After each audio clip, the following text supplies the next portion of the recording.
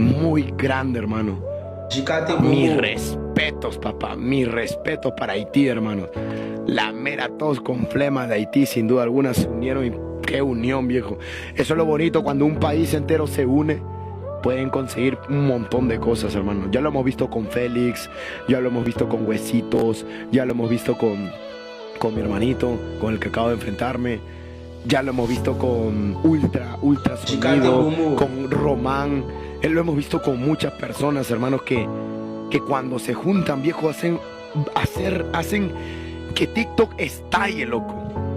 Mira, 40.000 personas acá, allá habían otras 40.000 personas, casi 100.000 personas en una batalla improvisada que salió de la nada. Eso, loco, es una locura, viejito. Eso es una locura.